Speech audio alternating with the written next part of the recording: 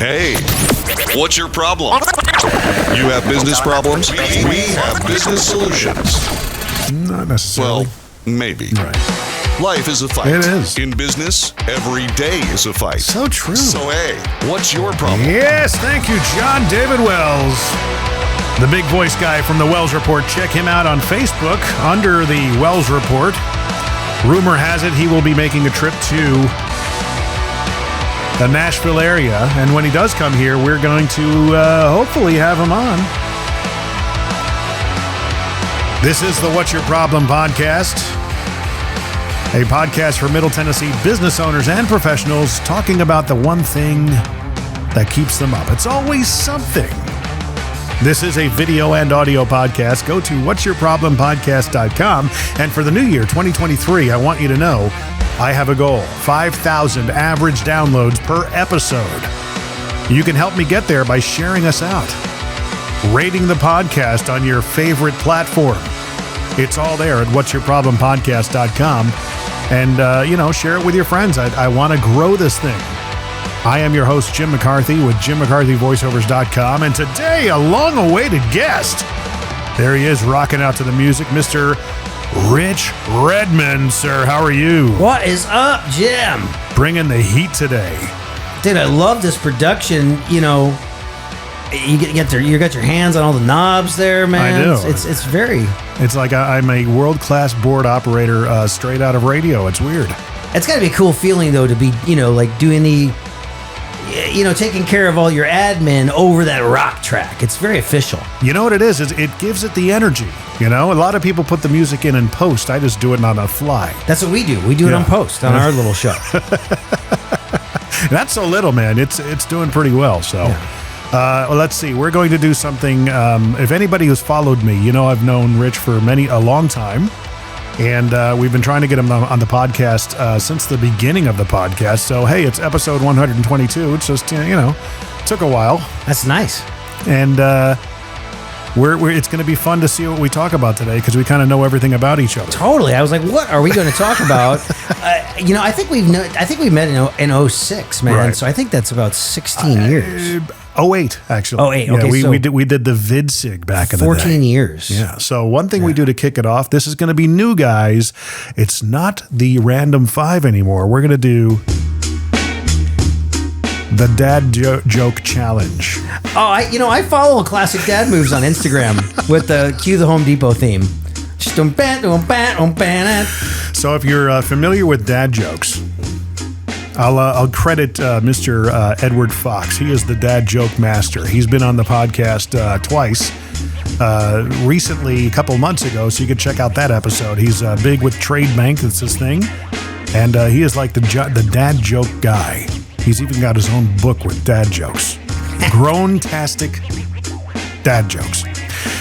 Are you ready? So here's how it works. Yeah. If you don't laugh, you score a point.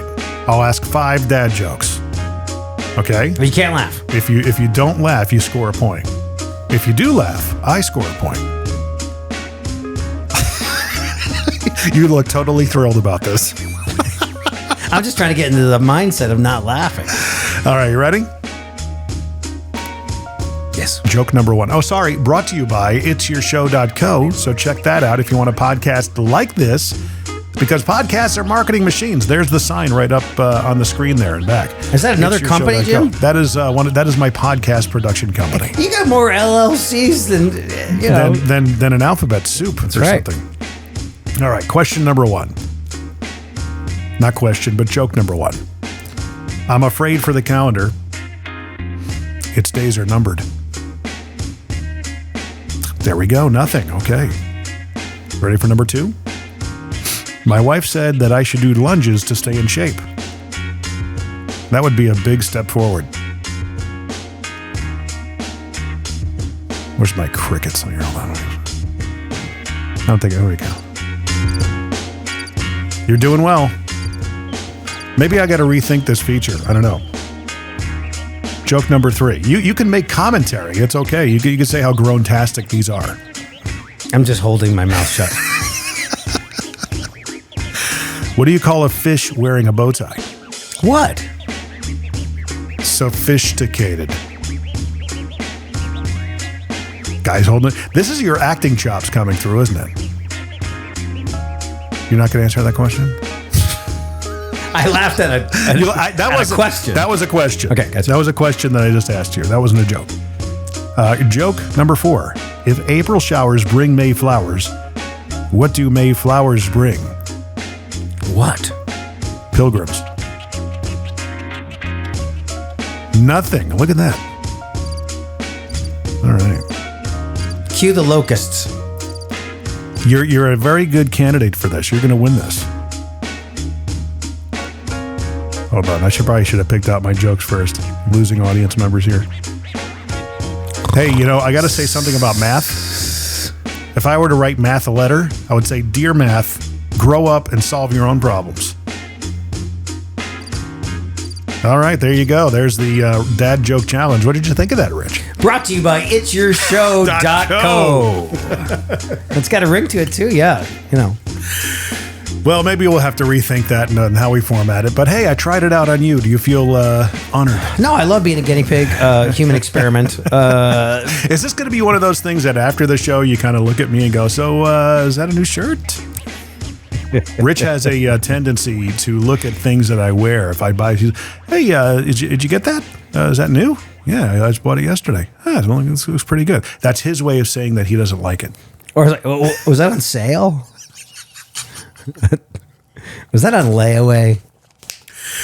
Yeah. So here we are. Hey, I felt bad not laughing. I mean, that's not a good feature for You really held it together. I mean, you can make comments in that feature, but as long as you don't laugh. I was just gritting my teeth because you got these videos on TikTok and on all the Instagram reels. There are two guys that the challenge is to try to make each other laugh. That's smart. That's good. Yeah. I think I like the Fast Five better though. You like the Random Five? Yeah, the Random Five. That's good. Random Five. Oh, I'm just playing around. That's what we do. That's good. See what works, what doesn't. Yeah. Maybe we'll leave it up to choice for the guest, what they choose. Sure. They could choose the feature. Give me a rubber chicken and a snare drum like Private Parts, Have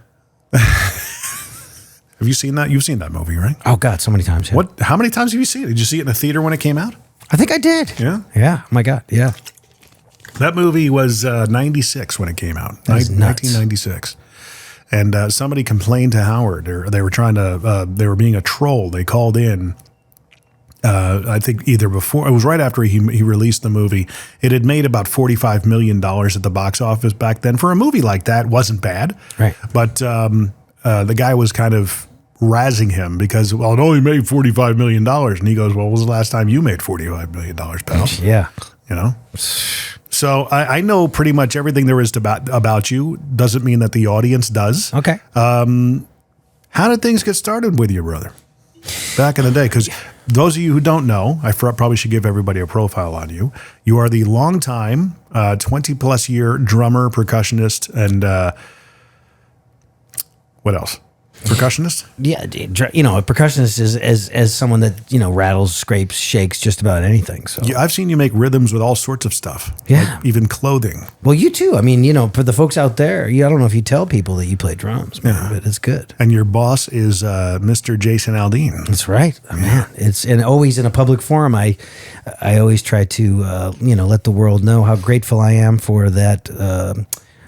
That thing, man, to have a consistent job in the music business, which is like the Wild West. Right. It is a very, very, very cool thing. Well, you started playing at an early age, 6, 7 years old, right? Yeah.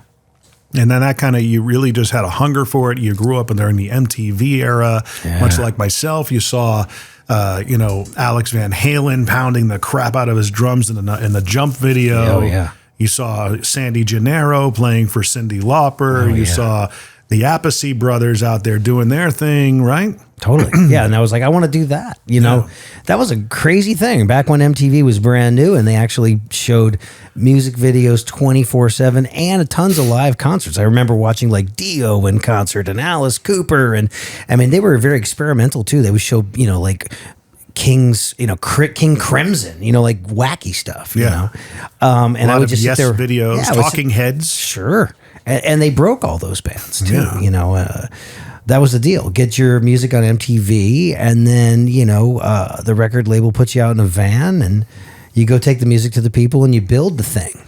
But that was back when you could actually make money on records. That was back when they had liner notes. You would buy a record on a cassette, or even the sleeve and the vinyl. Yeah. I'm not sure at that point, early 80s, CDs hadn't really come to fruition yet. That was the early 90s, late 80s.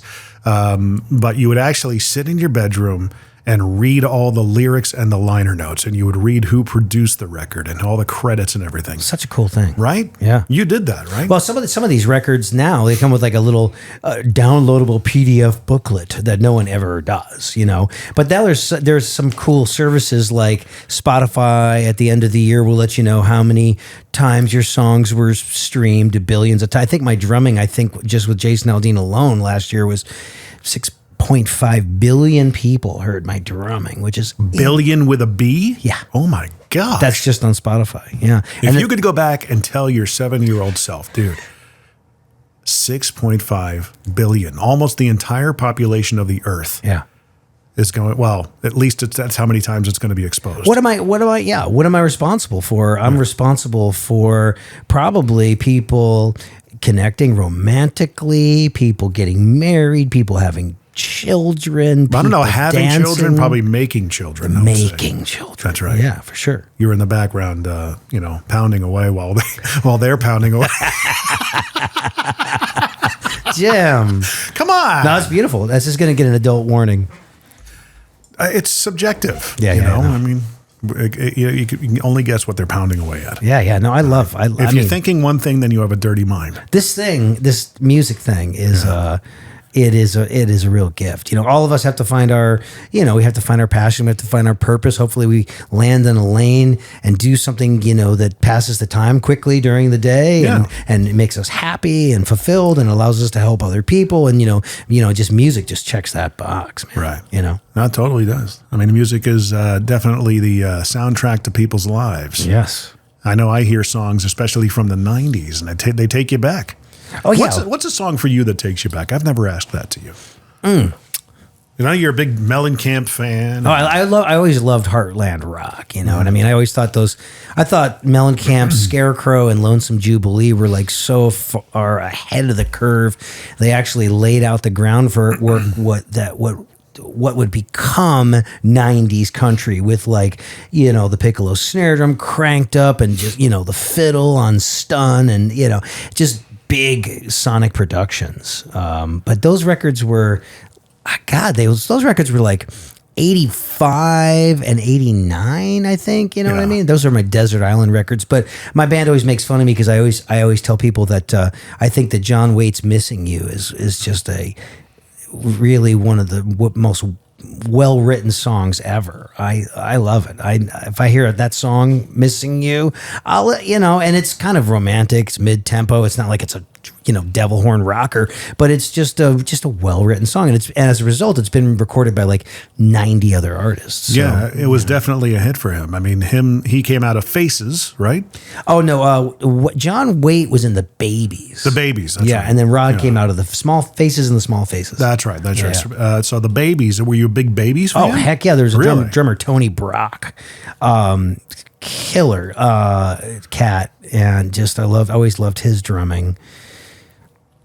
Yeah, any the band. I loved the bands. Police, the Stones. I know the Police was a big influence on you growing up, right? I love Stewart. I still haven't met Stewart.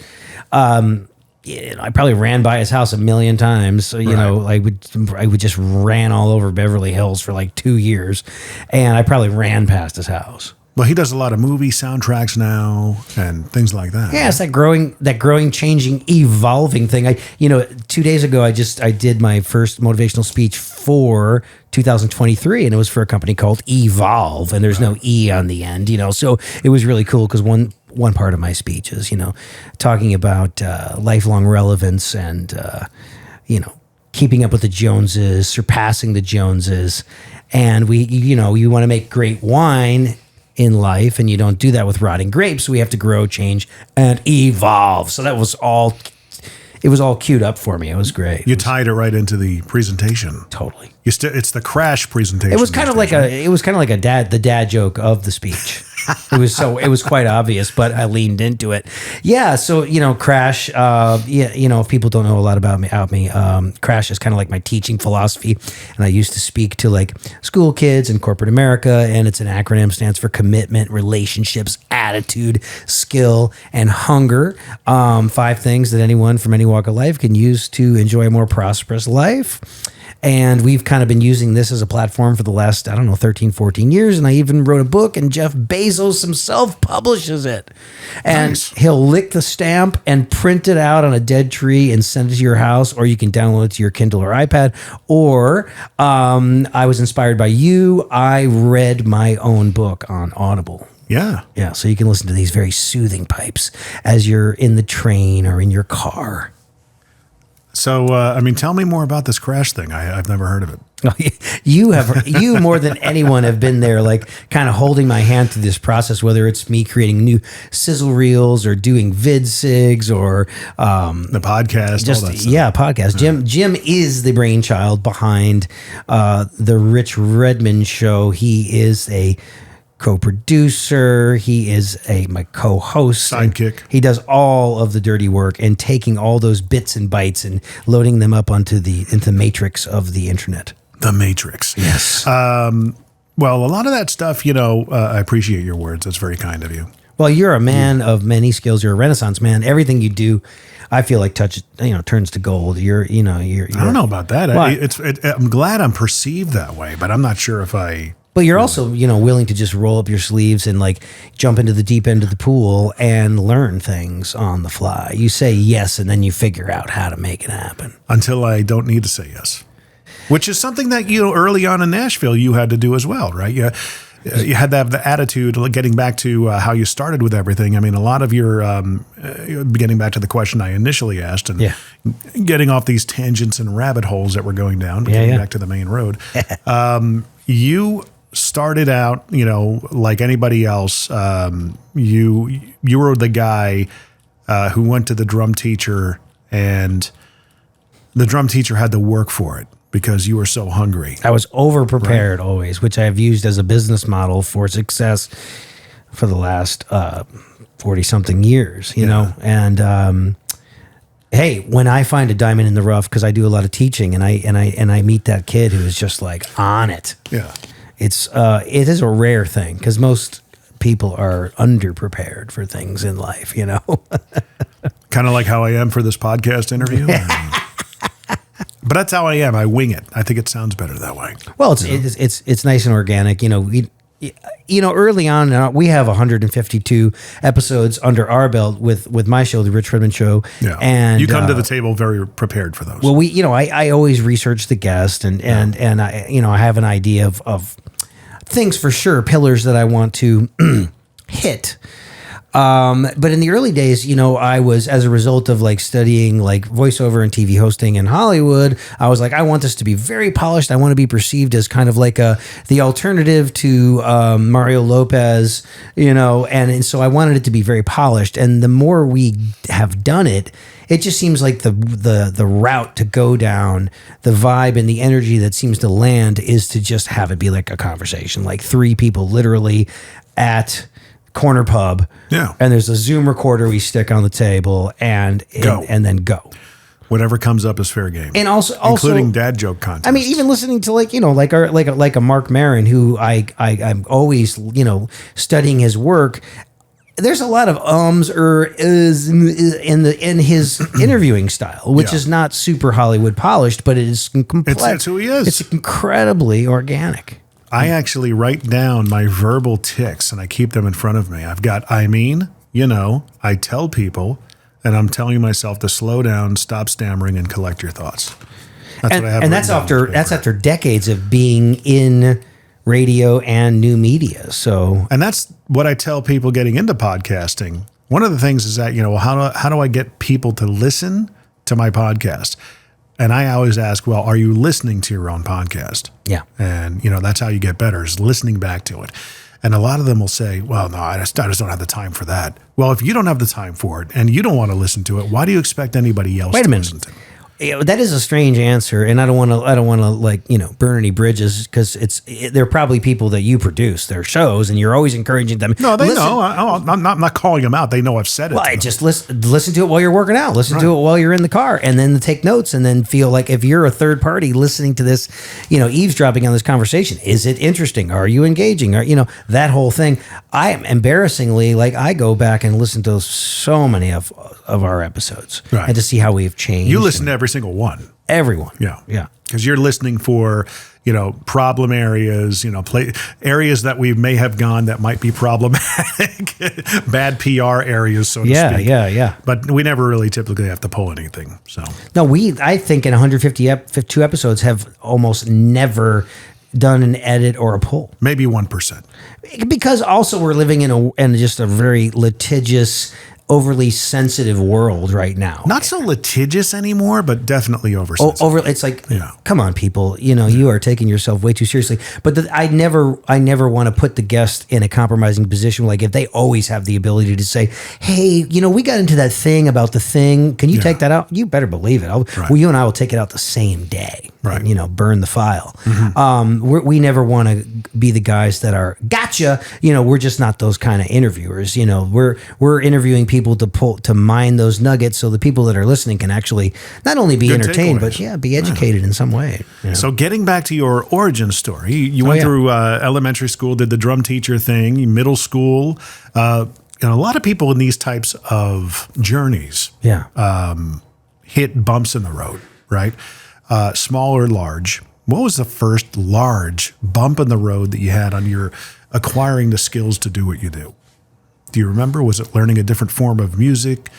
For me, it was like, I've always been a rock guy. Yeah. And jazz and like Cuban feel type styles has always been a challenge for me. Well, this is something that a lot of working drummers.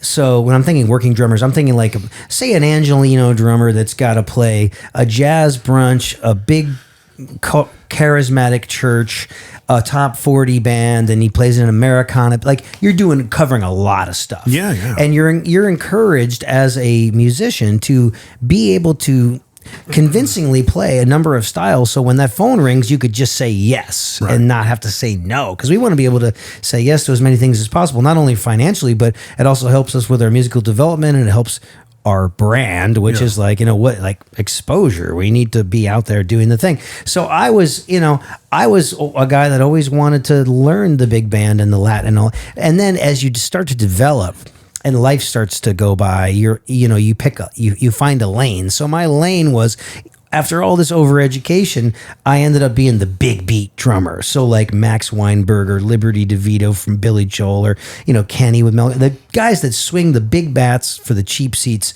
So I think that's initially what I wanted to do, but I took the time to really invest in myself and learn all sorts of stuff. So the well is very deep. Yeah. But did you know that back then that's what you were doing? Like, did you know that those tools would come in handy?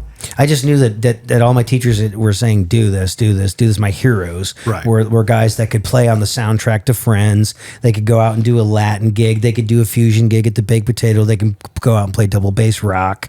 And I just was like, you got to learn all these things, But the guy that grew up in Cuba or Puerto Rico that's playing that folkloric music, that music that is in his DNA, that he was hearing in his mom's womb, he's gonna outperform me on those particular things, because I'm Italian Welsh, and I grew up on rock too. So I don't think I'm gonna be the guy that's gonna outplay the guy from Cuba or Puerto Rico on those styles. Well, that's a jack of all trades, master of some. Yes, I never say master of none, because you're going to be master of some trades. Right. But if you spread yourself around, me, I'm a video producer. Am I the best out there? No.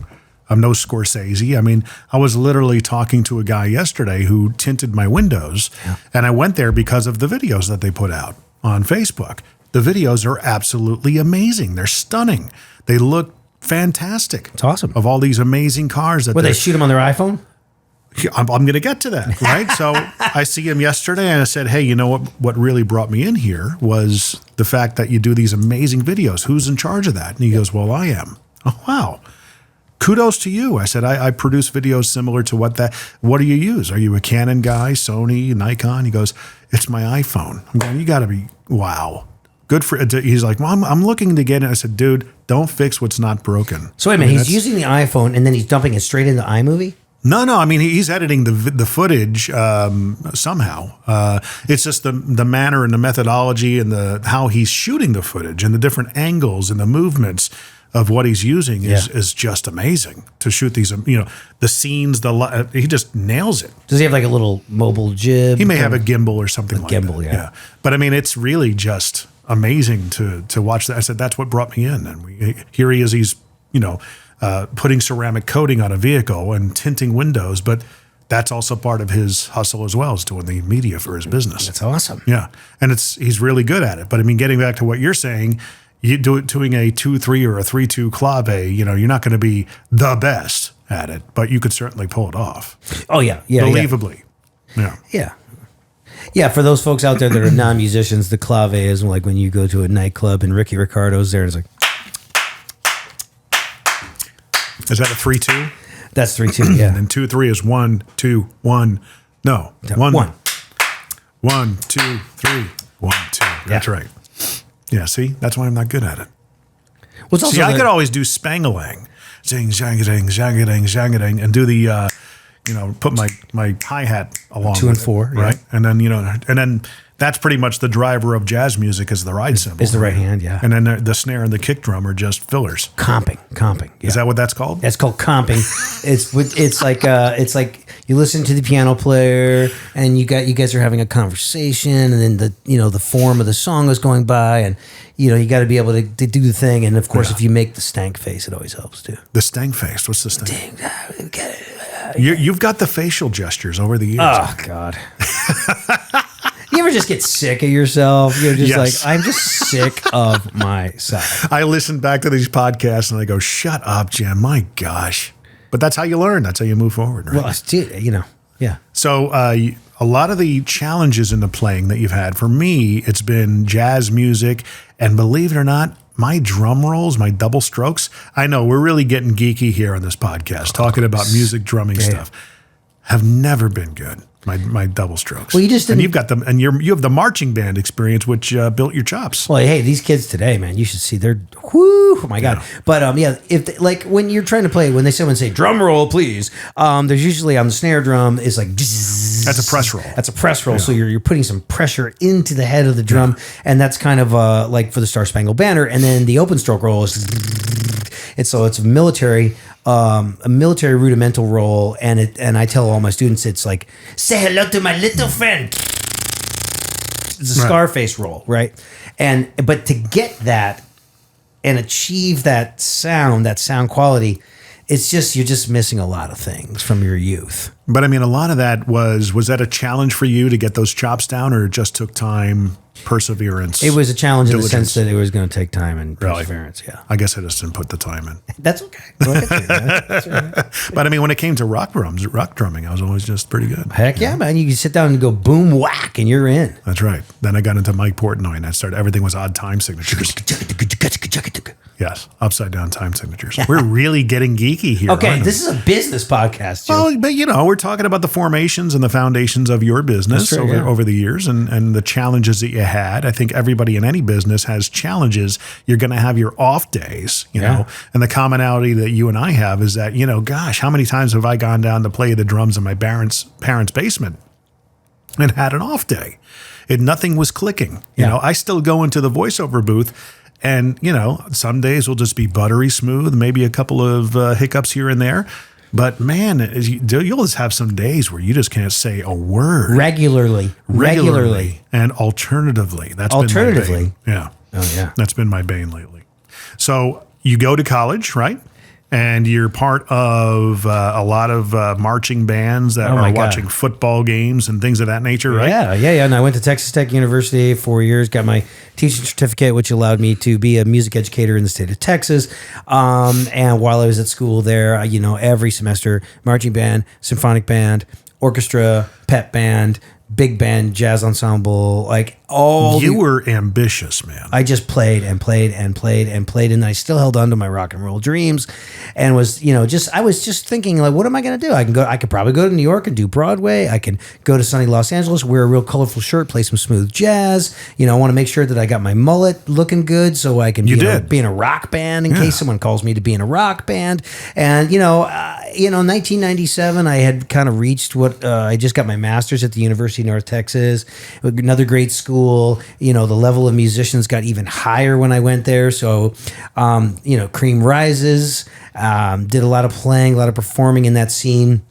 And I was like, where am I going to go? And I got 3 auditions in Nashville for Barbara Mandrell, Deana Carter, and Trisha Yearwood. I'm really grateful for all those organizations. Pause for a second. You were also a member of one of the most revered, I guess, campus jazz bands, right? Yeah, that formed a lot of other big influencer drummers, like guys who have been on everything these days. They were in that same band, Bissonette and stuff like that. Yeah, there's a rite of passage band at the University of North Texas called the 1 O'Clock Lab Band, and it's actually essentially a big band jazz band that meets at 1 p.m. every day. Right. And it's the 1 O'Clock Lab Band, and they record, and they've been nominated for Grammys, and we went over to Portugal and recorded a record called Live in Portugal. Yeah, and it was great because it was an academic ensemble that was essentially professional. Yeah. It was a professional academic ensemble, and it was a true reflection of some of the things you would experience in the real world, which is not having the time to prepare. You have to sight read things. We would sight read songs, just 10-page long charts in front of paid crowds. Right. With no preparation. And that amazes me. Unbelievable. Crazy. Now, at the time, for you, that was a huge deal, right? Like, oh my gosh, I'm in this amazing, notorious, Yeah. Everyone has such a revered type of band, right? Was that the experience for you, or was it no big deal? No, it was definitely a big deal. It was a little bit, there were some nerves involved and stuff, and the only thing you could do is just have great attitude, be, when you're sitting in that chair, have that focus, prepare the things you can. It was great. It really, really was. And then, so now that when I'm doing recording work or I'm here in Nashville, that ability to play the styles, and to read the music and to write the charts is. But at the time, it was a big deal. Oh yeah. Looking back on it, you're like, eh. It was. I mean, I'm glad it happened. I'm sure you did. Yeah, I'm so glad it happened. Right. So out of college, you started playing in some of the top 40 bands. You played in Dallas. You played in a lot of different places around Texas. Yes. Right? Yeah. Did you ever leave the state up until that point? No, I had never been on a tour bus really until I got to Nashville. Everything in Texas is like, you buy a Toyota pickup truck with the camper shell on the back, and basically I was schlepping drums, 2 times a day, 7 days a week, setting them up, tearing them down, and doing everything you could possibly do in a local music scene, which is playing the big church on Wednesdays and Sundays, being in the best top 40 band in town Thursday, Friday, Saturday. So you're constantly learning all the new Coolio, Janet Jackson stuff, playing along with tracks, sequencers and stuff, which is really good for your time. And then during the week, I was playing with big bands and small group jazz brunches, and I was playing on jingles, and I was teaching privately and teaching in the public schools, and just kind of thinking, what is my next move? Because I'm getting older here, man. I was like already 26 years old, and I moved to Nashville, because some of these crazy kids, they don't go to college and they move to a big city at like 18, and then they're already like drug addled by 21, Really? So I mean, everything happens for, a reason. I didn't get on my first tour bus until I was 27 years old, but man, was I ready for it, man. I was so excited. Was it ready? Was there anything that was unexpected on that first time? On the tour bus? Yeah. I mean, it's the first time for everything. In theory, what to expect. Yeah. But in reality, what kind of stood out? Oh, when they said, no number 2, it was like, what is that? What do you mean? Is that so? On no number 2 on the bus. Only number 1. So only Tinky Tinky, and then if you have to go number 2, you have to talk to the bus driver, and he's got to pull over to one of those beautiful, Flying J truck stops. And they're typically nice, right? They can be, yeah. Yeah, I mean, the bathrooms are relatively taken care of. I mean, that's their reputation, to make sure that the truckers are taken care of a nice place to shower and do their thing, rest up for the road. Oh, yeah. Have you been to a Buc-ee's yet? I heard that there's one coming here, and people are all excited about it. Like Murfreesboro, yeah. Well, so Buc-ee's is coming. We've got the Whataburger in Donaldson, and we're getting an In-N-Out. We're getting In-N-Out Franklin. burger. Isn't that crazy? Yeah. Yeah, I still don't understand In-N-Out burger. I don't get it. I've had it several times. I'm very familiar with Fries not good. I just don't get it. It's a burger, you know? Yeah. But in California, it's huge. Wrapped around the block all day long. It's the California version of Chick-fil-A. It really is. Yeah. Right? A Chick-fil-A is a good chicken sandwich, man. Chick-fil-A, okay, I can argue that there's a reason, the crinkle waffle fries, dip them in the milkshakes. Dude, I'm telling you. That's incredible, Jim. It's good. No, it's just a good chicken sandwich. It's just a tasty little chicken sandwich. It's basic. Right. They've got a pretty basic menu, but the culture of Chick-fil-A, the way they train their employees, I do have to say it's right up there. It's actually one step beyond Starbucks when everything is my pleasure, my pleasure, my pleasure.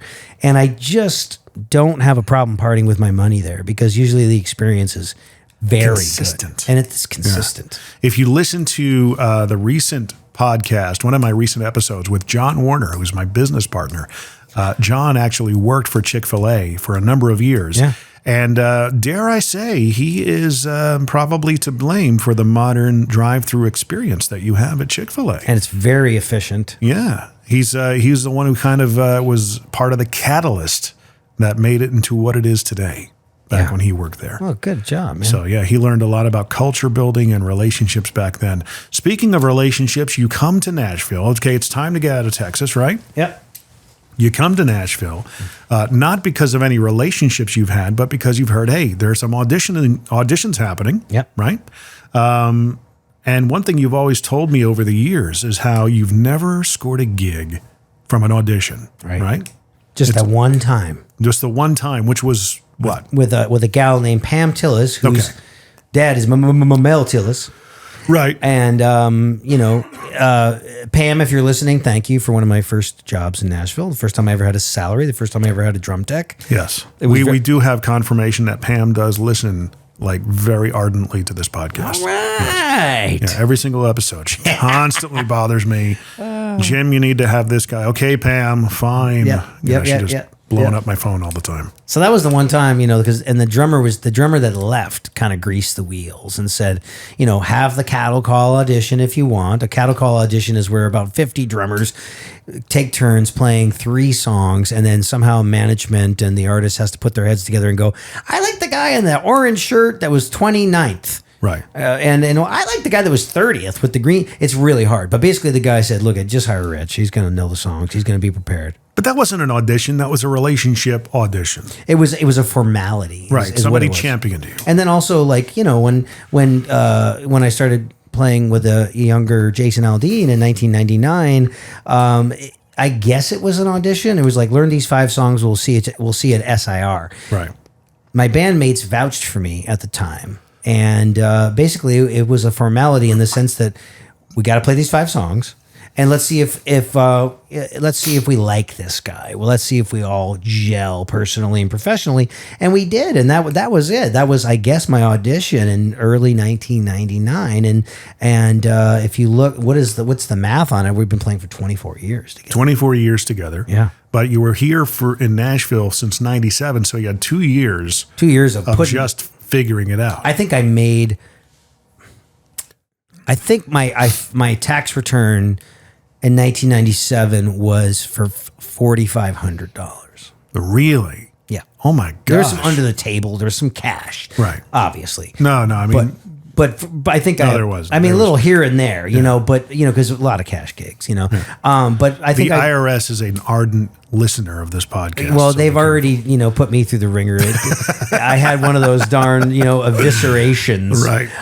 So never write off your stage clothes, because then they go, well, do you wear them in real life too? I was like, well, yeah, I like stage life is real life. Well, then you can't do it, man. So I learned all the hardcore rules, man. Oh, so you answered the question wrong. I see. Yeah. So anyways, so bad. Yeah. So bad in the early days. Right. It was a lot of... Were there doubts in your mind at that point? Like, maybe I just need to go back to Texas and do what I know. There wasn't doubts. It was kind of like, what the heck, man? I am overqualified. Yeah. here. But I've already proven myself in one, but it was just, it didn't matter because no matter what your accomplishments are, and it's just, you're part of a new community and you have to prove yourself one handshake at a time, one gig at a time, one recording session at a time. People start to talk. It takes years. It really does. It just takes years. You're starting a business essentially. Yeah. At that point. The business, I wish they had told us in college, the one bad side of the drumming business is that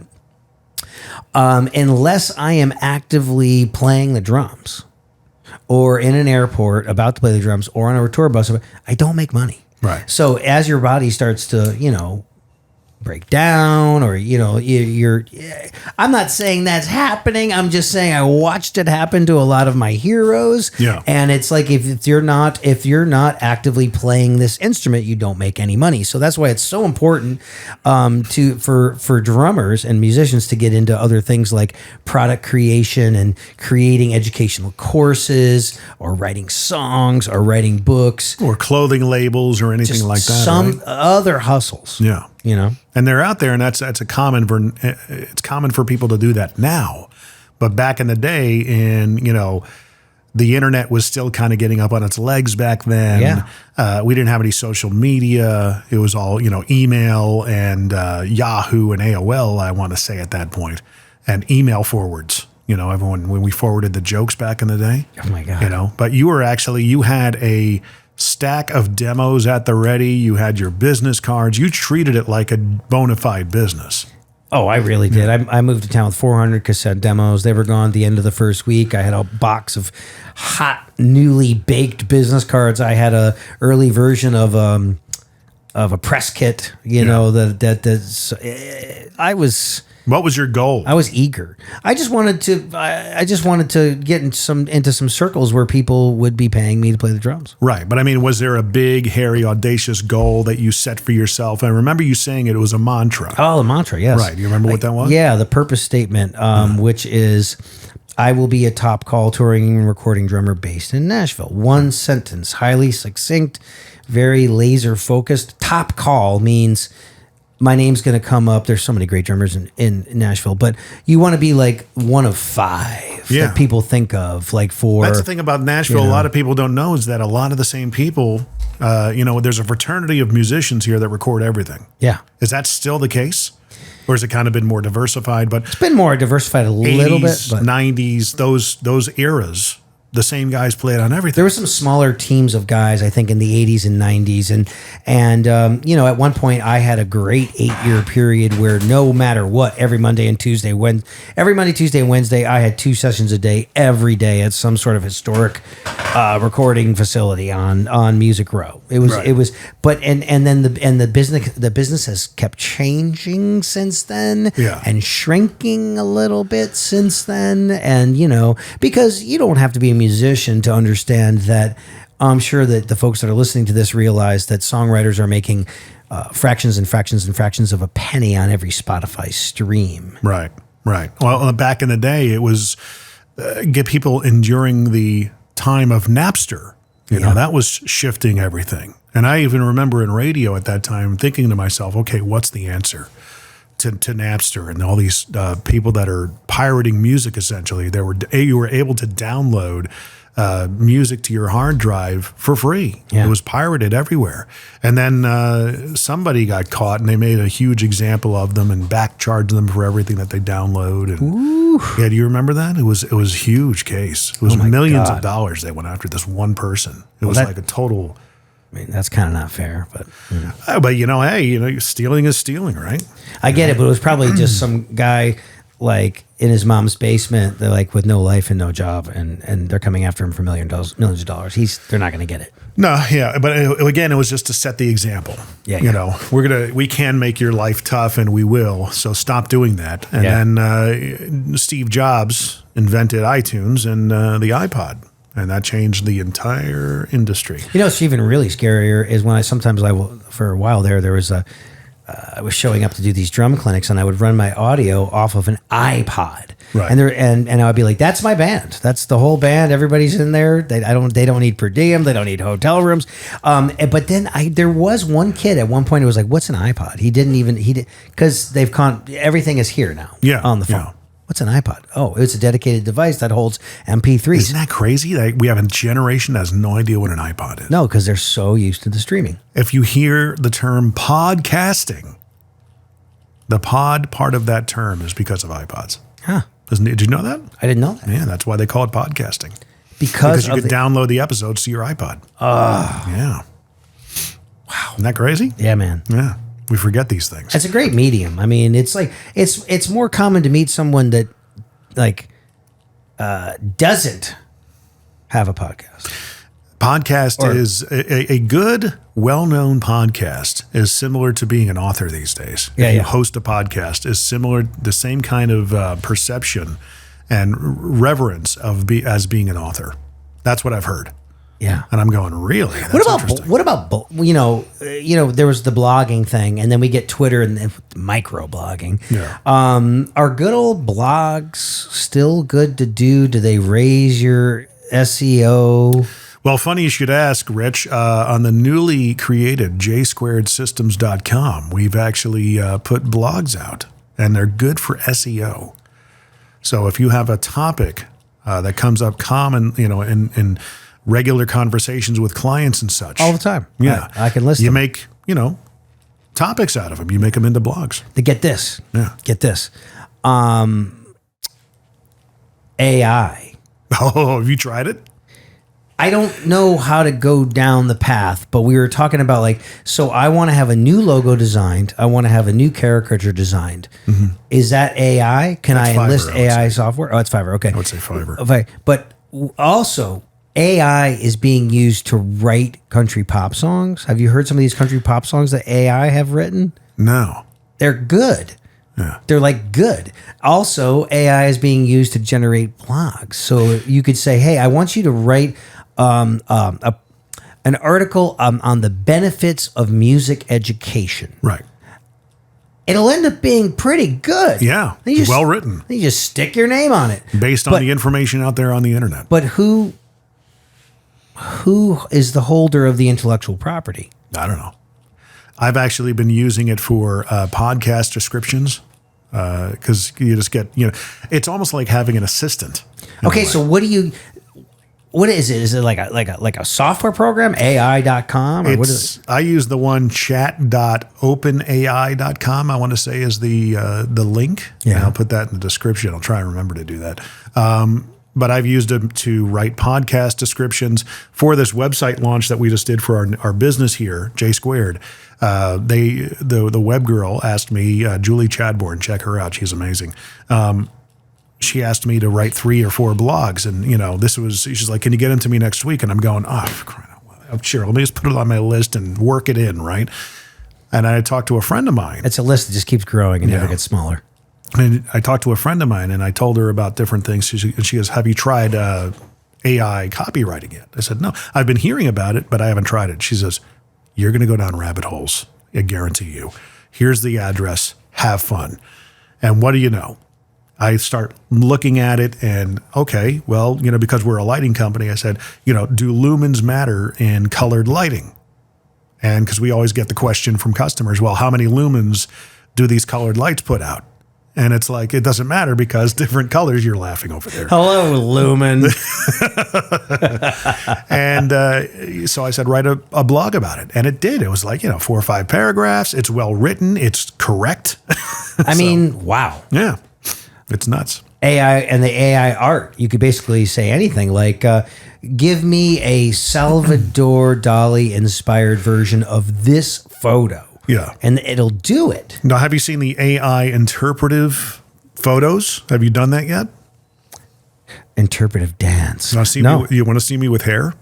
Oh, wow, man. Isn't that crazy? Dude, you look like a total drug dealer. Totally. Look at that. I'll hold it up to the camera. Yeah, wow. There we go. That's one of my AI photos. Holy cow, man. And a lot of them look really good, how I should look. Should I try this blogging thing, man, with the AI? Maybe. I mean, put it on your website. It can't hurt. I mean, especially for the speaking business, Well, I was just maybe thinking, put some frequently asked questions on speaking up there or something, because that's a great hustle for you. I'm looking for my Russell Crowe picture. Hold on. That was my Garth Brooks picture that you thought I looked strung out.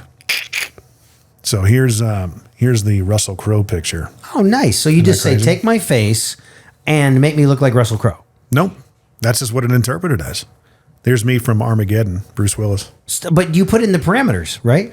I just upload the photo. You upload 10 to 15 to 20 selfies, and the software just does it all. And you pay $5 or whatever. Interesting. Yeah. Try it. Awesome. Shoot me 10 or 15 selfies. I can probably grab them off your Facebook page. It's quite scary. I don't know if I'm not like the weird sick person that has nothing but selfies on their Instagram. No, you're not a selfie guy. No. You're a pictures that other people take of you guy, because you typically have that going on. Oh, right? Yeah. It's nice when you got these like high level photographers with nice lenses and, yeah. You get some pretty cool shots up there while you're in action. Dude, I'll take it, man. So getting back to your origin story. So here we are in Nashville for the very first couple of years, right? Right. 97, 2 years in, it's a grind. Yeah. It's not fun, but it is fun because you're young and you're pouring the foundation of the house that you're living in now, metaphorically. Yeah, and a lot of day jobs, waiting the tables, parking the cars. And then you meet a young Jason Aldean in 1999. And at that point, I remember some of our conversations we've had, you said it was like you wanted to spread your seed as much as you possibly could and make sure you're optimizing your time playing with a lot of different artists because one of them's bound to break. They just don't know which one is going to pop, Right. I mean, and so if you're just doing everything you possibly could, doing cover gigs, doing showcases, playing on free demos for people, playing percussion on songwriter nights, just shaking a lot of hands, Do you think a lot of people these days understand that those relationship building skills are necessary? There are a lot of gurus and influencers, thought leaders out there that talk about it. And I don't know if the musical community is really adapting those premises for the musician creative circles, right? If anything, actually, when they talk about branding these days, I've heard that it's a bad thing. What do you mean you're branding yourself? Networking is a negative term. Networking, branding, and even relationships are very much frowned upon in creative communities. Right. But isn't that how things get done? Yes. Right. So smart people know that, the people that have just so much they just are undeniable. They just have gobs of talent. They're so good that they cannot be ignored. Yeah. Those people are going to be just fine. But, right. For everybody else that, they have talent, they have the package, the full package, they're a nice person. They can take direction from people. It's people that are the gatekeepers to your opportunities. So the more people and the more people that know and like and trust you, the better off you're going to be and the better your chances of actually finding that thing and right.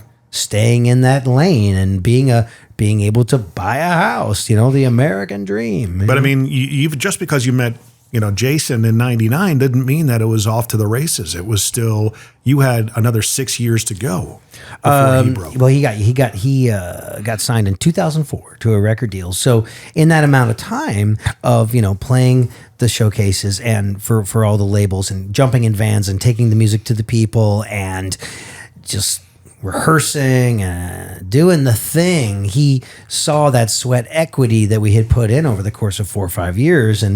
And then it just became, okay, let's record this record. And then the van became a bus. And then the bus became a bus and a trailer. And then 2 buses and 2 trailers. And then you're adding a semi. And then the whole thing just starts to grow. And it just does. But that was the first experience you had with that. Yeah. Right? Just seeing how it develops, right? Yeah. I'm so glad that I got to see it go from 4 guys to what you have now. A gigantic organization. Yeah. He's one of the biggest country rock stars on the planet right now. Oh, man. Yeah. So but during those 5 years leading up to that, 5 years is a long period of time. I don't care what age you're in. It's 5 years ago. It was 2017. It seems like a long time ago. It does. But living through just the uncertainty. It's one of the toughest businesses to tackle, the music business. Yeah. A lot of it was, and it led for you to a lightning in a bottle scenario. Yeah. But you had a lot of mountain to climb before the real climb started. So, what did 99 to 05 look like? Oh, well, that was, in 99 was that one, it was a year, we had a nightclub called 12th and Porter, and it was at the corner of 12th and Porter towards downtown Nashville. And it was just the rock and alternative country singer-songwriter watering hole where the musical community would converge. There was always great music on that stage. And in that year, 1999, I played with 27 different bands. And so... Does anybody do that now? I don't know. That is ambitious. But you've always been very ambitious, though. Yeah, I'm like me drummer, hear me roar. I'm going to put myself in front of as many audiences as humanly possible. Yeah. I'm going to spread my seed with as many different singers, songwriters / artists as humanly possible. And some of the people that I worked with in that 1999 period, I'm still friends with. People have climbed the ladder. They have Grammys. They wrote hit songs. It's just that time in the trenches. You can't be in a rush, and you can't really have a plan. It's like, well, I'll give it a year. I'll give it 5 years. You just gotta stay in the game no matter what. You were very relational in your approach, not transactional. Well, I love people, and when you find commonalities with people, I tell people, cultivate the relationship so you can figure out a way to collaborate and create something that will last for all time, whether it's a song or a recording or a performing ensemble that goes on to greatness. It's all about people, and then finding a way for you to work with them to create something long lasting and special. It's amazing because the C.R.A.S.H philosophy, if you just follow that in any business, can really play out and pay off. But understanding that it does take time. The hunger first and foremost leads to the commitment, leads to the development of the skills. Relationships. The attitudes. Create relationships. All those things really do play together. And one of the things that I remember you telling me years ago, maybe it was in the documentary that we did. Working the Dream. Working the Dream. Yeah. It's out there on YouTube. Check it out.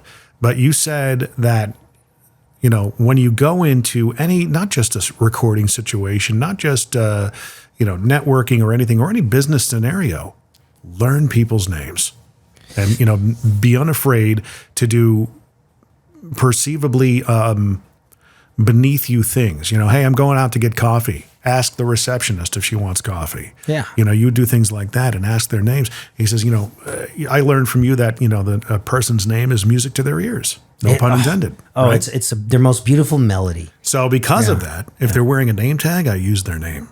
Heck yeah. If the waitress coming to our table or server isn't wearing a name tag, I ask them for their name. I've seen you do it. It's it's great. And that's because of you. They like it. Yeah. You're like, hey, Judy, what's your light lager? I want that. And then Rich is going to have an old fashioned. I've seen it happen. Right. You get better service. They feel better. They feel acknowledged. But you said one of the key things is that everybody you were working with, they all want to move up. They don't want to stay where they are. The receptionist wants to make it to being a second recording engineer, second to a first, and producer and things of that nature. They want to work their way up. And man, that's what I tell voiceover students, well, how do I get past the gatekeeper of somebody who is, taking auditions or demos for voiceovers? You make friends with them. Yeah. Okay. You make yourself memorable. And just, see if they'll give you a leg up. And let's take people up with us, like where cream rises. And if you see some birds of a feather, people that have similar philosophies and aspirations and goals, if you have the ability to champion someone and help get them to the next step in their journey, it's so satisfying. I love that. But when you were not a typical kid going up into all this. You had whether you knew it or not, a pretty refined business networking background in those years.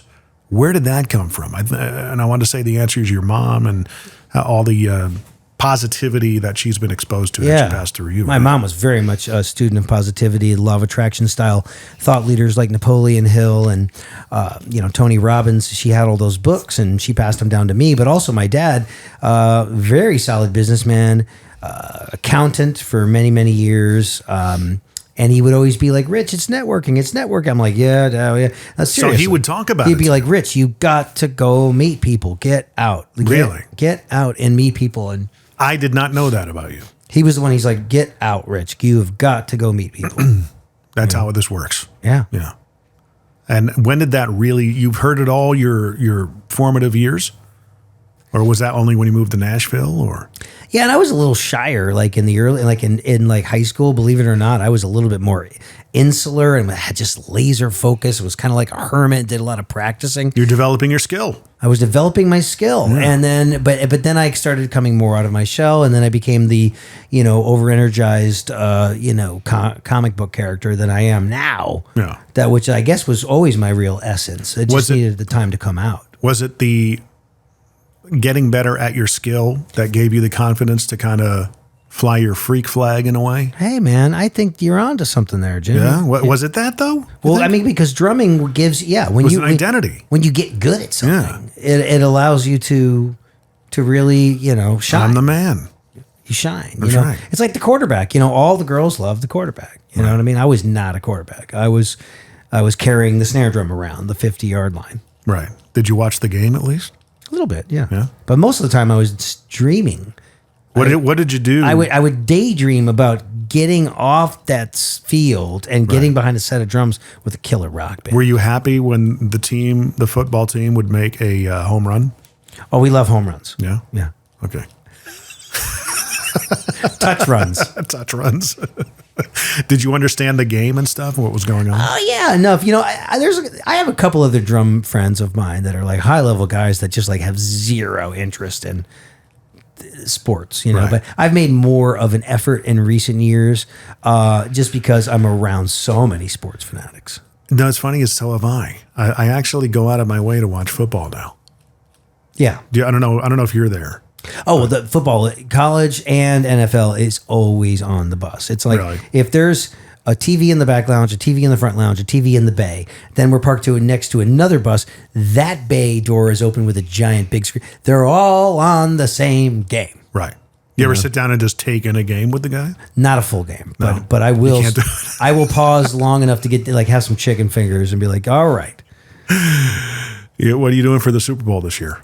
Want to hang out with us? It's a strong possibility. Yeah. I always try to go where the best hors d'oeuvres are going to be. Courtney can whip them up, man. You better believe it. She made some of that homemade bread that you guys brought over. Yeah. Oh my God. That was good. And then we reheated it up the next day and with the butter on. Oh my God. Dude, that was literally out of the oven that day. So good. That's crazy. I want some right now.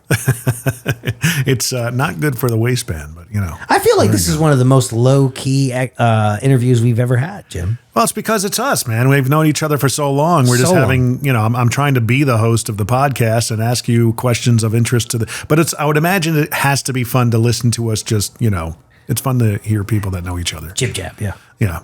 So, getting back to your origin story, Rich, you get to 2005 and all of a sudden a little ditty known as Hicktown hits the radio airwaves, kids. And lucky for me, it starts with 4 kick drums. Boom, boom, boom, boom. Isn't that crazy, though, right? The first big hit of your life. Starts with my right foot. Starts with your right foot. Incredible. Have you ever thought about it that way? I mean, it's pretty cool. It is pretty cool. Yeah. It just dawned on us. Every time it's on the radio, probably it gets blocked a little bit by the DJ, though. Oh, really? Probably. Oh, they're talking over it. They're like, yeah. And they want to hit the post. You know what I mean? All right, here we go. We're going back to 2005. We're going to go down out in the boondocks to the Hicktown with Jason Aldean and Hicktown on Q98. Good. Pretty good. And then they would hit the post. Yeah. If I had the song queued up, I would try and hit the post right now. But I don't have the song queued up. It's all right. And it might get flagged. So here you are, you're hearing yourself on the radio. It wasn't the first time you hearing yourself on the radio. There was another instance with the band Rushlow. Yeah, we had a band called Rushlow 2003.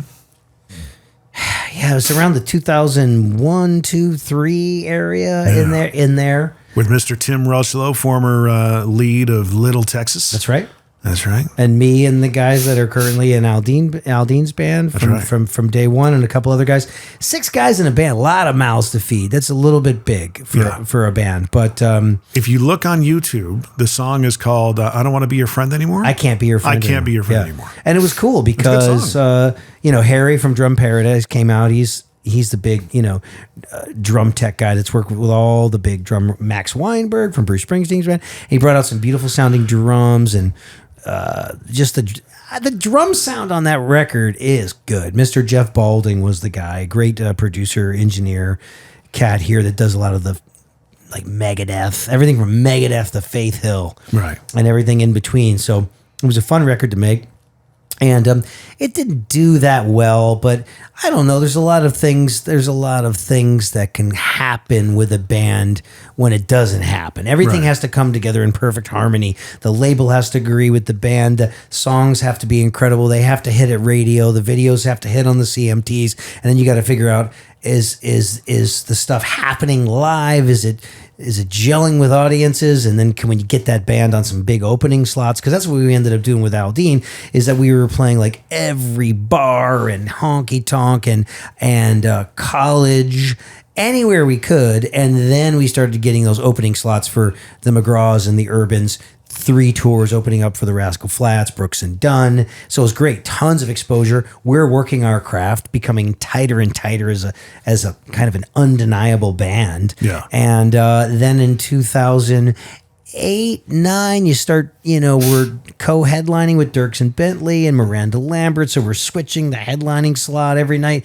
doing half basketball arenas. Yeah. And then, Hicktown starts She's Country in 2009 really that hits. Was huge. We start headlining. Yeah. That was like Act 2 of the Rising. Yeah, and now we're in another period of... You're in like Act 7. We're in a different period of his career where like my friends and the band are actually writing. They're responsible for the last 4 number ones. Good for them, man. I know. That's awesome. Yeah. I did know that, though. Yeah. But this is good information. When you get into the business like this, similar to my experience in Las Vegas when I did radio out there. Did you like Vegas? For the time of our life when we were there, it was good. Yeah. There was I think like in my Connecticut radio days, we didn't have too much exposure to celebrities. The biggest one that we had was Adam Sandler, and it was actually towards the end of my time there. And the only reason why we met him was because he was filming his movie, Mr. Deeds, in the town where we lived. Yeah. So we sat in a coffee shop for the morning show and said, we're staying on the air until Adam Sandler comes in and we'll sit down for an interview. And lo and behold, he did. He came walking in and there it was. Oh, he wasn't scheduled? Nope. He just said, I'll go. Complete risk. Yep. That's cool. Yeah, and it worked out, panned out. Oh, it's awesome. So that was a little bit of a starstruck moment for me. Moving out to Vegas, I had a few of them, but eventually you kind of get used to them, and they put their pants on one leg at a time, like the rest of us, except they just make gold records. Yes. Who was like a starstruck first person you met? Like, oh my gosh, I can't believe not only am I meeting with you, but I'm playing with you, or I'm sharing a stage with you. Was there anybody that comes to mind? When I was working with Pam, I played the night that she got inducted into the Grand Ole Opry, and then she also sang a duet with Vince Gill. Wow. So I played the big ceremony that got her inducted as an Opry member, and Vince Gill played with us, and that was pretty cool to have Mr. Gill come strolling into the dressing room, and we're just deciding on the key and the tempo, and before we went out and did it, it was barely ran the thing. Where you kind of like pinched me, oh my gosh, I can't believe that just happened. It was a thing where like, hey man, this is like Nashville royalty. This guy sings like a bird, right? And you've since played on the same stage as Tim McGraw. You've played with Garth, right? Got to back up Garth on a couple of songs, deal. And to have Garth come down the hallway and go like, that is one heck of a band, So he said that to you. He said, we're going down the hallways. Great job, man. That is one heck of a band. It's like, nice. Right? Yeah. I mean, you just kind of go, I have to savor this moment. All those little things you just kind of, you have to put in your back pocket of memories. Yeah. I mean, what an amazing compliment, especially coming from him, right? Oh, yeah, man. He was another guy that kind of changed the fabric of country music. He rockified it. He rockified back in the 90s. Yeah. So here you are, you got a rising career, then all of a sudden you meet this dude that was in radio who wants to do a video. Actually, you asked me to coach you on voiceover back in the day, in the MySpace days. That's when it reached out. Yeah. Yeah. And I'm going, what in the world? Why does this guy want to do voiceover? Why does he want to do voiceover, dude? You're one of the biggest country acts out there. What do you know? But little did I know, you're just looking for... you want to expand, grow, evolve, change. That's right. Yeah. So many little things that we've gotten involved. Like, if you go to richredmond.com, I've got a hosting reel, I've got an acting reel, I've got a voiceover reel, and some of these things I've been paid for. And to this day, I don't get tons of paid voiceover jobs, but that doesn't bother me. It's a skill that I still want to develop. I always want to read my own books. Some of my friends who are doing well in that space, they are tied to their computer. They are doing the voices 1, 2, 3. They're doing it. They're waiting audition. They sit at their computer all day, and that is the grind. That is the grind. Just like the acting thing is doing the 80 auditions a year minimum to do things. So, even though like my last acting job was in 2019 or 20. Because of that pesky pandemic kind of slowed things down a little bit, still very interested. But along the way, you have some epiphanies and things come in and they change importance. And I just realized it's going to be the cherry on my creative pie. I'm still very interested in doing it, still wanting to study, still wanting to take the auditions. But, I am a drummer. When I get out of that bed in the morning, my job is to click those sticks off, to make that song happen, to bring that storytelling to life, to create that excitement, to entertain people, to inspire people. I can do that with my drumming, man. Right. Now you were spreading yourself thin for a while there. Yeah, and it's I like that I can pull it off. I mean, I try to be a jack of all trades, master of all. Right. And it's a lot of trees to chop. It's a lot of trees. Yeah. I understand that. I had to, focus in on what I'm good at as of late. I tried to do, the video thing for me was decent. I was good at, I think, the cultivating the content of the interviews, similar to what we're doing now, asking the right questions, listening, making sure that we move this thing forward and get good content out of the subject. Yeah. But moving on, eventually I'm like, I've learned about myself. I am a creature of change. Something can only last about 5 to 10 years with me until I get bored with it. Yeah. Yeah. But voiceover for me has just been in my back pocket. That's your drumming. Yeah. Yeah. Well, audio production, I think, is my drumming overall. Yeah. What do you think of the hair? Think I should grow it out?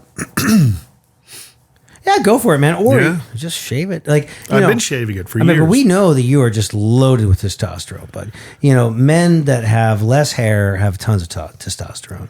So I don't know what that says about me. But anyways, that's less testosterone? No, you have more testosterone with more hair.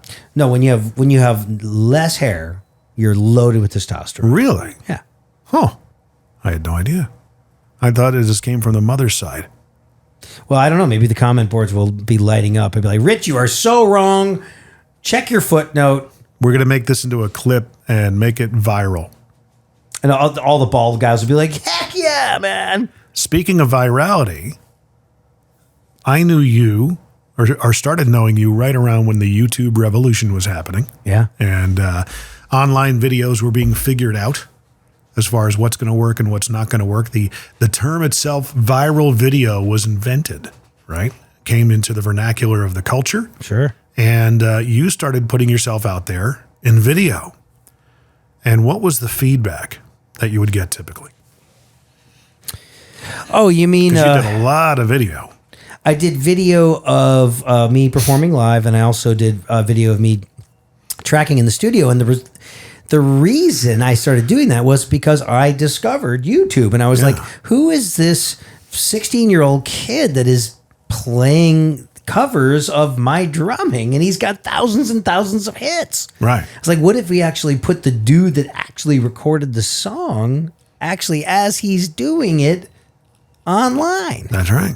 And I'm glad I did it. I think I have about 650 videos on my YouTube channel.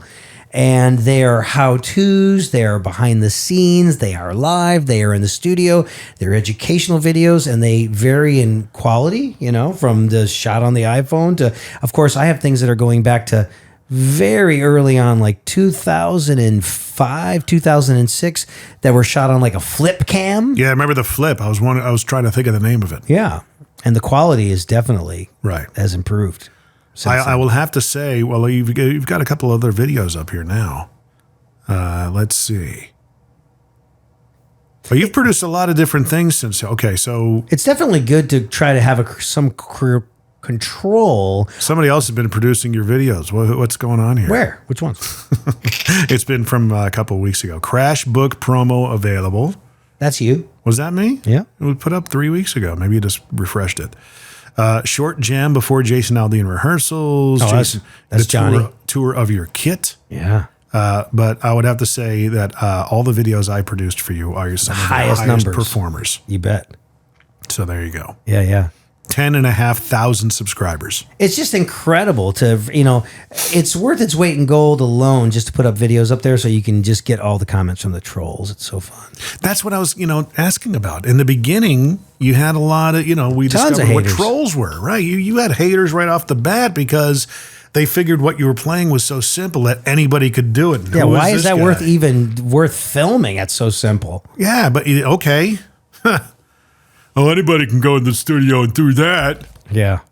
Really? Try doing it when you only have 45 minutes to do it after hearing the song for the first time. There's 20 people that are looking at their watch through the glass in the studio. And writing the check.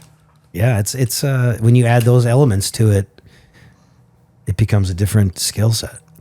Now, one of the guys in the documentary that we did. Yeah. The Working the Dream. The piano player, Steve King. That's right.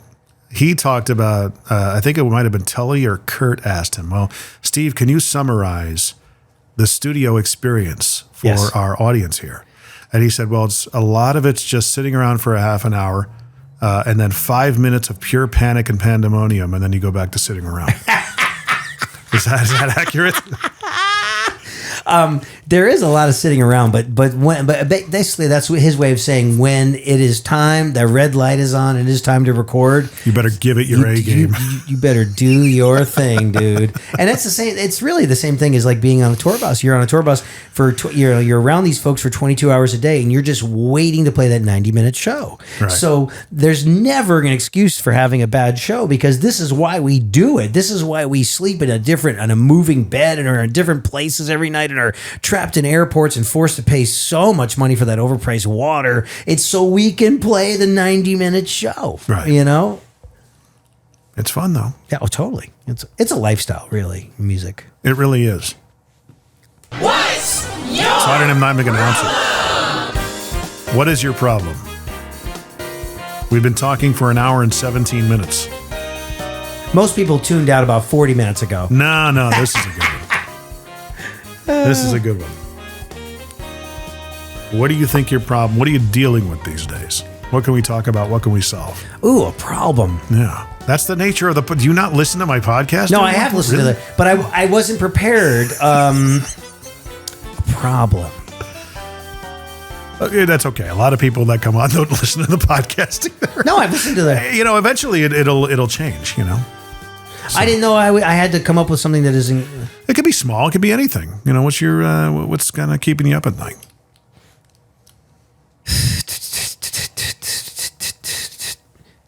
I think a lot about mortality because we're at this. We're like, we just lost Lisa Marie, 54, and there's a lot of people that seem to go at somewhere between 69 and 72. Yeah. It really makes me feel how fortunate I am to have my folks that are like 75 and 77, and they are spry, man. Yeah, they got all their marbles, you know. I mean, it really does. It hammers home the notion that tomorrow is promised to no one. Right. And you got to make the most of it. But also, it is very interesting to, I was at this 90s party 2 days ago, and there was a 90s band, and everyone was dressed up 90s.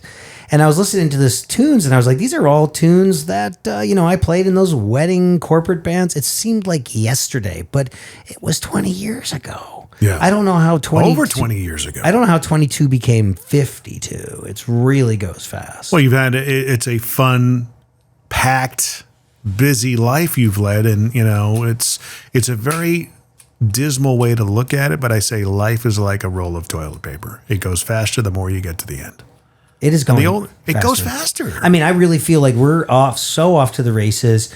This is actually a great position to be in as a musician, where it's such rarefied air. I'm so grateful for it. I get a PDF. I know exactly what cities I'm going to be in the entire year, what my responsibilities are, when the flights are, when the buses are leaving, when the buses are coming back. Around that is completely on me how I want to spend my time, whether it's improving my own musicianship, writing more books, teaching and mentoring a future generation of people, going after these other things that interest me, like acting, hosting, and voiceover. So, and the speaking, speaking is very satisfying and highly lucrative for me. And I always want to do at least one book every 2 years. So that is all on me to be self-motivated and to spend my time. And I guess that's a luxury, really, to spend my time in the way I want to spend it. And the funny thing is, nobody is telling you to do this. So you are putting this on yourself to do all this. I guess it's good to be self-motivated. Yeah. We got away from the mortality topic. Oh, no need to worry about mortality. The day will come. I mean, when it's time to go, it's time to go. But it's just interesting that, even people who do make incredible choices, like they've never smoked, they've never done a drug, they only drink socially at big events couple times a year, they run 5 miles a day, they do their weight training, and then they just drop dead. Look at Damar Hamlin from the Bengals, who collapsed on the field a week or two ago. Yeah. And he was rushed to the hospital, had to be revived. He's thankfully going to make it through as far as we're talking about here. But I mean, it's, you just never know, Yeah. And I lost a lot of friends and colleagues and heroes from just sudden things like a brain aneurysm seems to be a pretty common thing for drummers. I don't know what that is, but really? I lost a couple of friends with that. Huh. Well, here's to not losing any more for quite a while. Yes, definitely. Getting into your speaking aspect of things, that came about, when did you first speak in front of an audience? What year was it? 2010, 2011? Yeah, I have a teacher's heart. So, I started doing drum clinics probably in 2006, 7, somewhere around there. And then in 2010, I started not just doing drum clinics, but doing the motivational stuff. My friend Anthony Grady was this. Anthony, if you're listening, this is the second time this week I've mentioned you, but a good friend of mine who saw me do a drum clinic and was like, hey man, there's these kind of universal elements, these positive takeaways that you're mentioning during your teaching. And I think they'd be very applicable to corporate America. Yeah. So he helped get me into like 12, 13 speeches for Cisco. And, for you business owners, Cisco runs the internet. They call them the plumbers of the internet. So I was able to speak to all the way from their, 10 top performing, folks to the top level suits, all the way to where they do the Venetian ballroom with their 800 new hires around the world, And there was cultural and language barriers, and it was just fun to be in a room with that many people. The new thing for you was getting up and articulating and expressing yourself verbally in front of an audience. You're not shielded by a drum set, right? Yeah. Which a lot of drummers, the personality is that we could spin a lot of plates, but we like being behind something. I fully accept that this podcast may not really take off because maybe I just don't have the it factor, right? Maybe I do. Who knows? It just takes time and tenacity. I'm okay with that because my attitude, my disposition is I like being behind stuff, just having this desk in front of me. I don't like feeling front man vulnerable. There's something you're very comfortable about it. There's something very fun about this stuff. When I have to do my sound check for my speeches, and the people are like, what's the setup like? Well, the drums are there. I said, and then there's just one wireless microphone on this straight stand right here, just like a rant comedian. And I will work that stage. I will literally drill a hole in the stage from walking and ranting back and forth. And I'm not the death by PowerPoint motivational speaker that you are different for your sure. dad. And Yeah. it's more of almost like if you took like a Bill Burr or a Joe Rogan and then you kind of combine that with a Tony Robbins, then with like Animal from the Muppets, so you're getting some positive, like, well thought out nuggets to take with you. And then there's the drumming piece, which is all passion and sweat.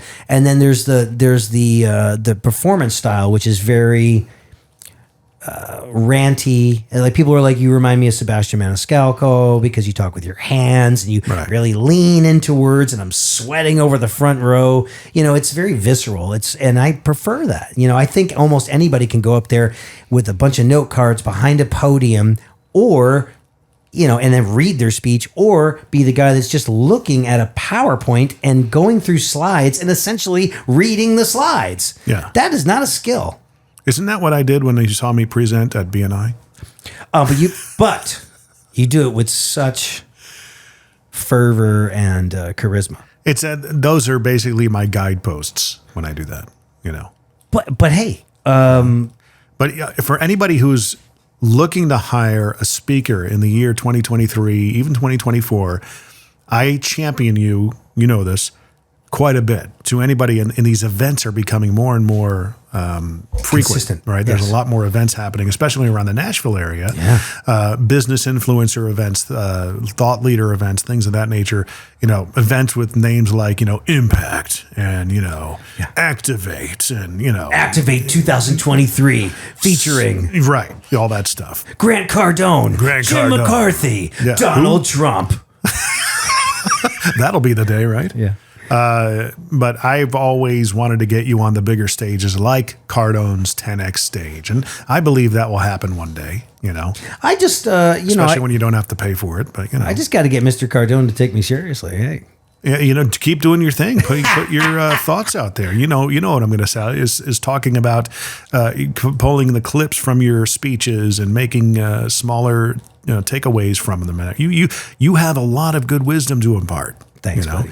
And we're not stopping. We're just going to keep doing it, man. No, absolutely. And I appreciate you championing me. And there's one time you booked me at one of your churches in Spring Hill, and we hired like a 4-man crew, and we had jibs and camera guys, and they all worked in the industry, and that was fun, man. Yeah. That stuff's floating around out there. We wanted to get the C.R.A.S.H presentation on film. Yeah. And you know what? I just did a speech for this company called Evolve. It's a payment solutions company 2 days ago in Evansville, Indiana. It was so nice, so fun, great crowd, super high energy.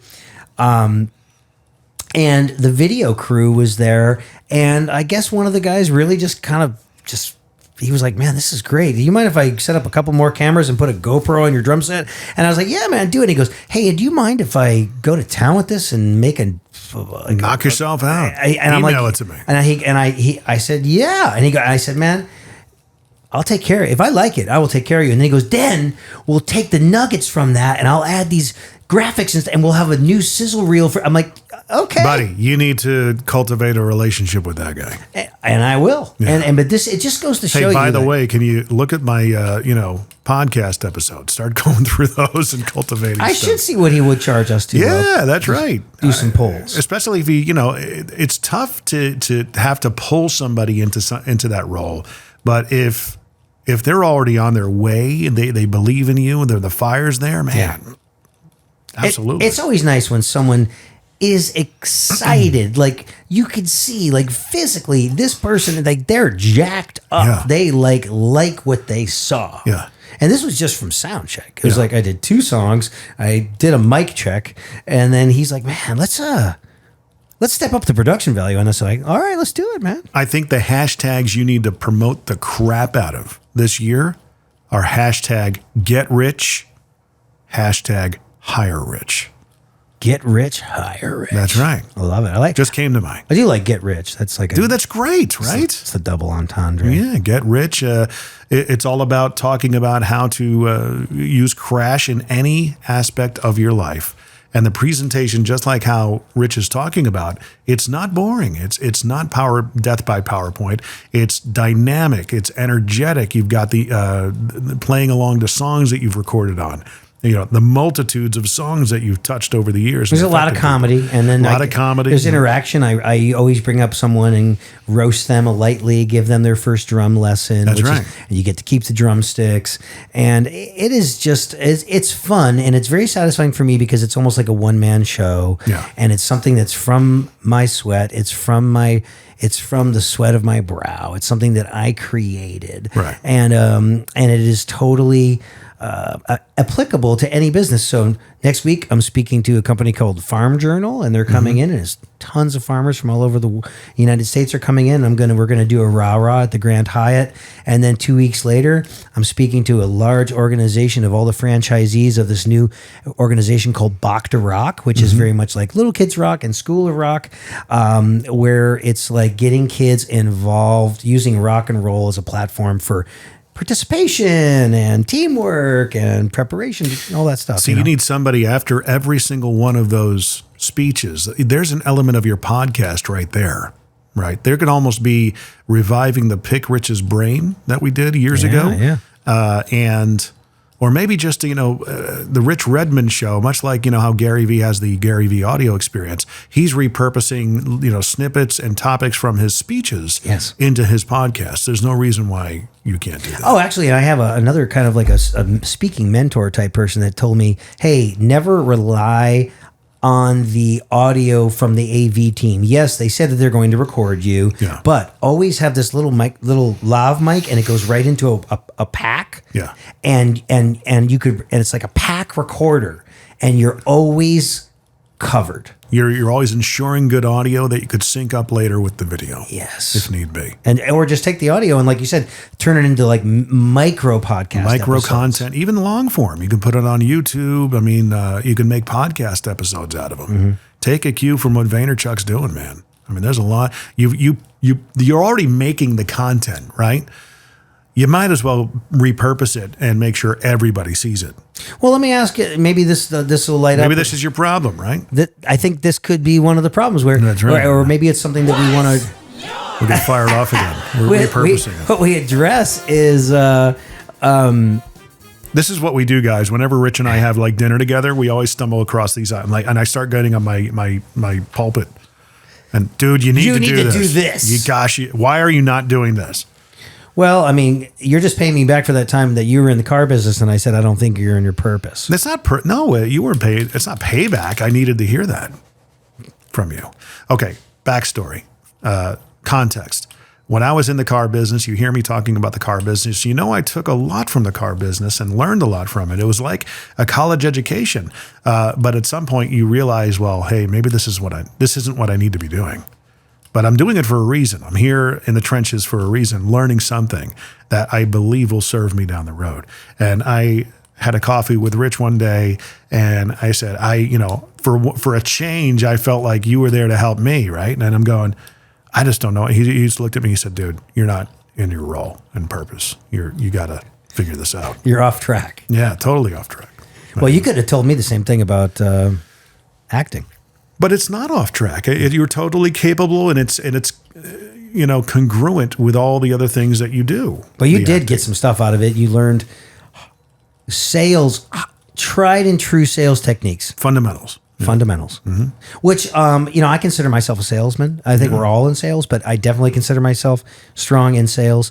But I don't know the proven methodology and the fundamentals. I don't know if I ever learned them or read about them in a book. I just think that probably I possess them somehow. Everybody does, and everybody realizes a certain amount of people realize that they're good at sales. It's the closing that people miss. Yes. Okay, let's be assertive and land this plane. Okay, we've talked enough. You know exactly what I do and what we can offer you and how it can solve your problem. Do you want to do it? What's next? What's the one thing holding you back? and then trying to overcome objections. The closing is the art. Yeah. You know. And sometimes it takes time. Sometimes it takes, if you're relational minded or transactional minded. And in Mercedes, I was more relationally minded. I got to the point where I just knew if somebody was going to buy a car. I mean, sometimes I was wrong, but I had a couple, actually, the guy reached out to me the other day. They bought a used Honda Pilot back in the day. And I just knew they were going to buy from me, even though they were going to shop around on that Saturday. I said, that's fine. You know, I made sure the car was clean and, you know, ready for them when they showed up. I was their first stop of the day. I said, well, I'll see you when you get back here to finalize this. And they looked at me. I said, guys, I just know these things. You're going to buy this car. It's the right car for you. But I understand you need to do your due diligence. And I think they appreciated that. I wasn't trying to hard close them at that point. I said, go do your thing. Go see other cars. You know, and that's absolutely. That's like a mind trick. Right. And then eventually they called, they didn't come back in. They called me and said, we'll be by Monday. We'll sign up. Nice. And get all the paperwork done. Well, okay. Transactional can be You don't build relationships that way. Transactional is one time.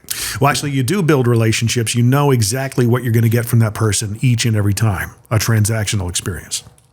You know, they're going to, every time I talk to this person, they're going to try and close me on something. But relational is... It's all good, dude. I'm here for you. Whatever Let's you need. talk. You know, every time I call you, I'm going to have something. Yeah. That's one of the follow-up techniques I teach to, you know, creatives. Never mention touching base or, following up. I hate those terms. Every time you follow up in the, you know, fundamental sense, in the theoretical sense, make sure you've got something for them. It's the exercise of the cell phone, right? You get calls from people that you have one of three reactions. You're either going to look at the phone and say, ooh, hold on a minute, I need to take this call. Or you're going to say, ooh, sorry about that, I got to call that guy back as soon as we're finished. Or number three, you're going to look at the phone number and go, oh gosh, don't be number three. Yeah, That's follow-up, man. I don't think I have a lot of threes in my life. No. I think most people that are on this, that are hitting me on this. Maybe me. Who knows? No way. No way, man. So yes, promoting the speaking. What else you have going? Well, I was gonna let me ask you this: if I'm putting out audio or video micro content that is mined from my actual speeches, and that's floating around in the ether, and all the world hears it, is that going to be detrimental to someone hiring me in the flesh? I don't think so. Okay. I think a lot of, it doesn't stop Gary V, you know? Yeah. Brad Lee's still getting hired, and Cardone, his stuff's on the internet. Mm-hmm. He's constantly putting it out.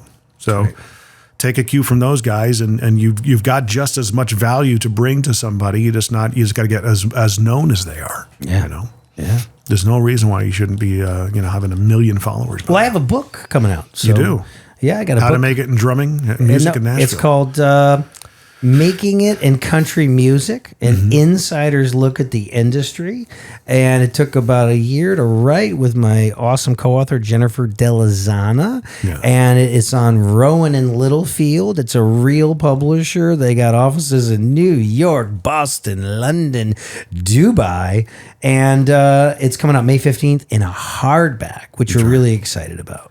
You got giveaways and sellables that you can offer at your speeches. Well, yeah, we're definitely going to try to do some book signings and some appearances, and maybe the old read a couple of chapters. And maybe you need a virtual course, virtual training of sorts. Yeah. Right? Maybe you help me design that, Jim. Well, we know that Mr. Brad Lee can help us out with that. That's for sure. Yeah. But anyways, it's always people are like, hey, are you going to do an Audible version? Like the first question is, because that just goes to show you how many people are consuming on Audible. And I said, it's coming out first. Usually a hardback, people are like, wow, they believe in you enough to give you a hardback. So there's going to be a hardback and then a softback, and then I'll be recording the Audible. What if you could have a virtual training course based on your charting ability?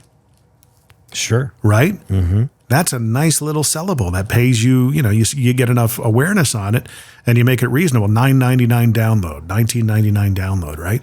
And then you get out there, there's your first virtual course. How many of those can we make, right?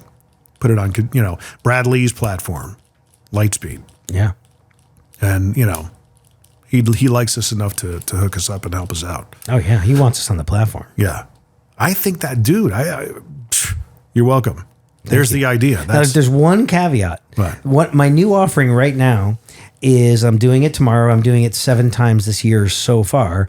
Is I have what I call a drum. It's called a 1-on-1 drum intensive. Mm-hmm. So it's a 6-hour day. We go 10 to 1, and then we take a break, and then we go 2 to 5. Right. So it's a 6-hour day, and it's mostly doctors, lawyers, dentists that still play the drums. Yeah. Hobbyists. They fly into Nashville and they spend a day with me. Right. And it's been incredible. But also there's also some just tried and true drummers that play in regional bands.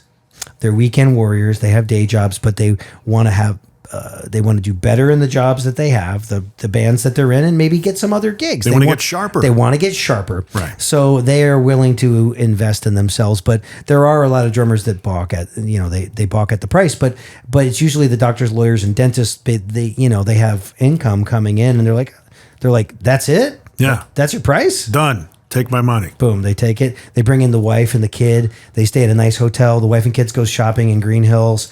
They come spend the day with me. I talk to them about reading music, technique, 4-way coordination, playing styles, how to read a Nashville number chart, how to do their own charting, any music, business 101 things they want to talk about.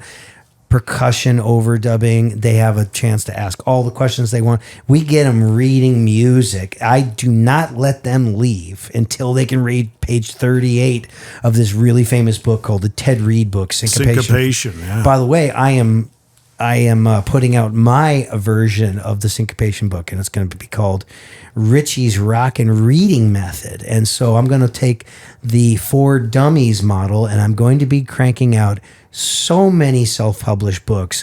They're all going to be Richie's Rockin'. So there's going to be Richie's Rock and Reading Method, Richie's Rock and Rudiments, Richie's Rock Licks for drums. It's going to, and that's why I'm wanting to, if there's any caricature artists out there, I'm looking to create Little Rockin' Richie. Right. And he's going to be on the cover of every book. Nice.